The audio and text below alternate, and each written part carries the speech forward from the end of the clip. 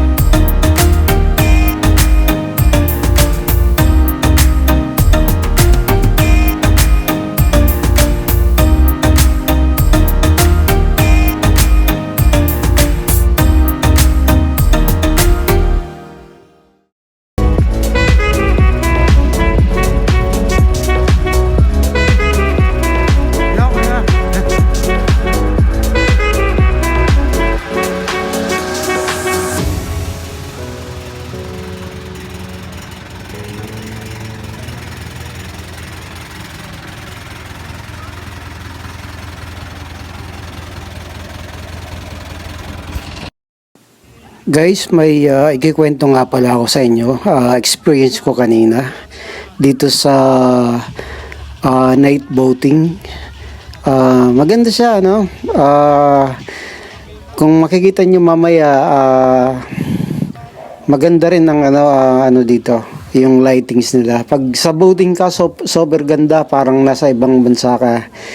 Itong part na itong pinapakita ko sa inyo ay kuha ko before na nung opening nung ng lightings nung October 24 ito, earlier. So kanina nag-boating ako mga around 6:30 to 7 yata yon. And then ang nangyari sa akin ay biglang nag-error yung ang iPhone ko, yung camera ng iPhone ko dito sa part na ito.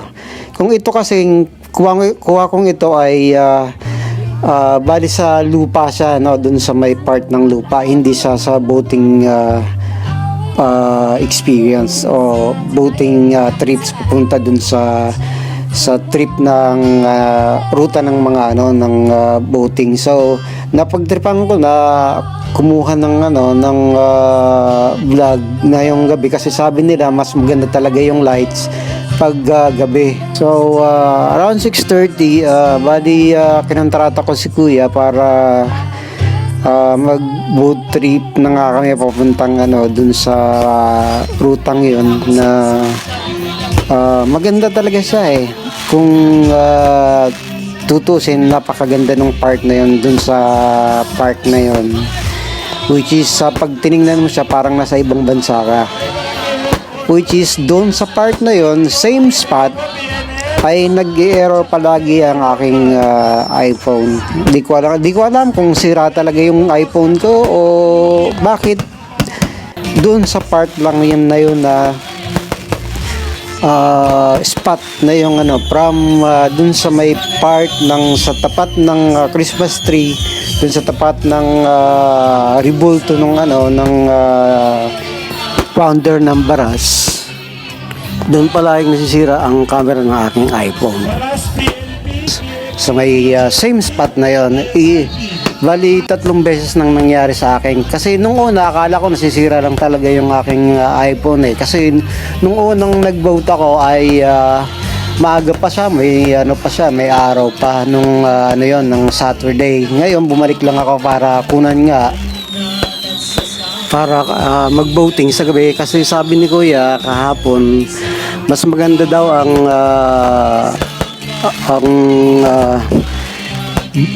voting paggabi kasi maganda yung lightings daw doon. So maganda nga naman talaga. Parang nasa ibang bansa kapag nandun ka sa part na yon ng ano, yung palaging nawawala yung aking o nasisira ang aking iPhone. Ayun. Di ko alam kung bakit siguro nagkakataon lang siguro kasi 3 beses sa akin nangyari. Isang hapon tsaka ngayong gabi. Pabalik-balik sa kasi bali 3 beses yung kinunan eh. Nung pabalik ako the same spot din, hindi ano rin. Hindi ko pa rin nakukunan sa part na 'yan. At the worst ang nangyari sa akin ay di ko alam kung nasagi nga lang ang aking paa or may tumapik sa aking paa. Hindi ko sigurado kasi madilim yung ano eh, part na yun eh. So nung nakaano na kami ni Kuya, nakabalik na kami dun sa ano, sa station na pinanggalingan namin. Tinanong ko ngayon si Kuya, meron daw talagang nagpaparamdam sa parting yun. Mas lalo pag gabi, tsaka medyo maambon. Minsan nga daw nakita nila yung ano doon, yung nakita yun sa may palaruan, sa playing ground doon. Minsan daw nakita nila nagbo-voting yung ano, yung Ikaw pala nagpapaganda diyan ha. yung nagbo-voting, nakakita yung nagbo-voting na gumagalaw yung ano, yung part ng ano doon, yung laruan ng ano, na wala namang tao. Biglang kinalibutan ako at tumayo ang aking mga balahibo, pati na yung buhok.